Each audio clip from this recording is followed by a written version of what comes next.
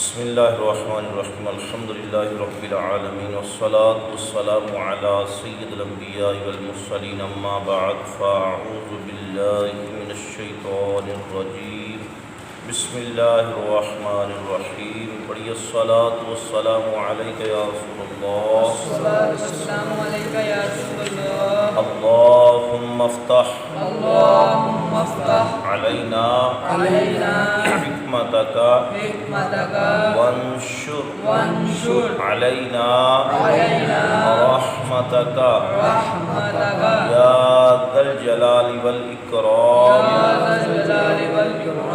وعلى آلك وأصحابك يا نور الله جی سبق نمبر 7 صفحہ نمبر 11 حروف مدہ۔ سبق نہایت آسان ہے، توجہ سے بیٹھیں گے تو انشاءاللہ تعالی سمجھ میں آئے گا۔ اس سبق میں آپ غور فرمائیں، سب سے پہلی لائن اس میں ایک چھوٹی سی علامت بنی ہوئی ہے، اس علامت کو جزم کہتے ہیں۔ جس حرف پر جزم ہو اسے ساکن کہتے ہیں۔ ساکن حرف اپنے سے پہلے متحرک حرف سے مل کر پڑھا جاتا ہے۔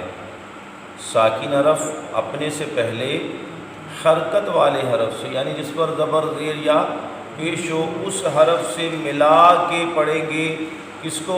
ساکن حرف کو، یعنی جس پر جزم ہے۔ حروف مدہ 3 ہیں۔ مدہ کا معنی ہوتا ہے لمبا کرنا۔ مدہ کے کیا معنی ہے؟ لمبا کرنا۔ حروف مدہ 3 ہیں، الف، واو اور یا۔ الف، واو اور یا۔ الف سے پہلے زبر ہو تو الف مدہ ہوگا۔ الف سے پہلے زبر ہو تو الف مدہ ہوگا، یعنی الف لمبا ہوگا۔ جیسے با، الف زبر با۔ الف سے پہلے زبر ہے، اس لیے الف کو ہم نے لمبا کیا، الف کو ہم نے مدہ کیا۔ دوسرا جی واو مدہ کب ہوگا؟ واو ساکن سے پہلے۔ واو ساکن کیسے ہوتا ہے؟ واو پر کیا آئے؟ جزم آئے۔ واو پر جزم آئے، واو ساکن ہے۔ واو ساکن سے پہلے پیش آئے تو واو مدہ ہوگا۔ واو ساکن سے پہلے پیش آئے تو واو مدہ ہوگا، یعنی واو لمبا ہوگا۔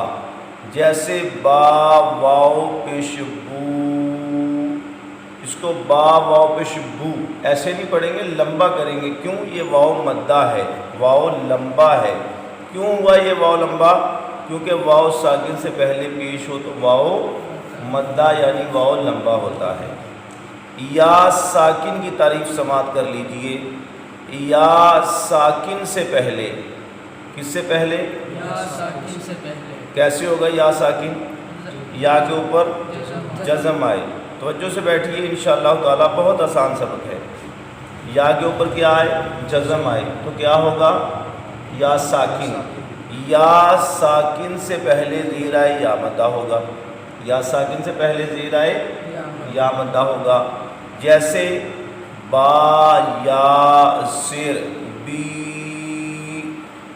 ٹھیک ہے جی۔ الف سے پہلے زبر علی مدہ، واو ساکن سے پہلے پیش واو مدہ، یا ساکن سے پہلے زیر یا مدہ۔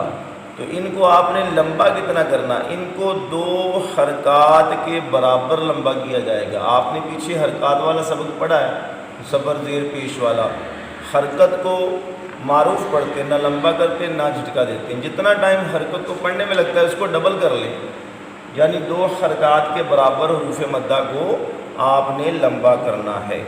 سبق ہم شروع کرتے ہیں، پڑھیے۔ با الف زبر با، با الف زبر با، با واو پیش بو، با واو پیش بو، با یا زیر بی، با یا زیر بی، با با بو بی، تا الف زبر تا، تا الف زبر تا، تا واو پیش تو، تا یا سر تی تا تو تی دو حرکت لمبا کرنا، زیادہ لمبا نہیں کرنا، صرف دو حرکت۔ الف سے پہلے زبر ہے الف مدہ ہے، واو ساکن سے پہلے پیش ہے واو مدہ ہے، یا ساکن سے پہلے زیر ہے یا مدہ ہے۔ اب ہم اس سبق کو بغیر ہجے کے پڑھ لیتے ہیں، یعنی رواں پڑھ لیتے ہیں، جوڑ کیے بغیر پڑھ لیتے ہیں۔ پڑھیے سا سو سی جا جو جی خا خو خی خا مستعالیہ ہے، یہ بھی خیال کرنا ہے کہ مستعالیہ کو پر بھی پڑھنا ہے۔ خو خی دا دو دی دا زال والا دا، اس میں سیٹی نہ پیدا ہو، نرمی سے پڑھیں، زبان کو اوپر کے دانتوں سے لگائیں۔ ذو ذی اور را پر زبر پیش ہو را پر ہوتا ہے، را کے نیچے زیر ہو را بریک ہوتا ہے۔ رو ری آگے سیٹی والا حرف حروف صفیریہ آ گیا، سا سو سی سا سو سی شا شو شی آگے مستعلیہ حرف ہے پر پڑھیں گے، سو سو سی دو دی۔ آدھا سبق آپ کو پڑھایا ہے، باقی انشاءاللہ تعالی کل پڑھیں گے۔ دعا ہے کہ اللہ تعالی ہمیں قرآن کریم صحیح مخارج و تلفظ کے ساتھ پڑھنے کی توفیق عطا فرمائے۔ وما علینا الا البلاغ المبین۔ اللہم صلی علی محمد وعلی آلہ وسلم۔ یا رب العالمین، قرآن کریم صحیح مخارج و تلفظ کے ساتھ پڑھنا سیکھا سکھایا، اپنی بارگاہ عالی میں قبول فرما۔ اس کی برکت سے ہمیں دین و دنیا آخرت کی بھلائیاں عطا فرما، وطن عزیز کی عالم اسلام کی خیر فرما، ہماری ہمارے والدین کی امت مسلمہ کی بخشی فرما۔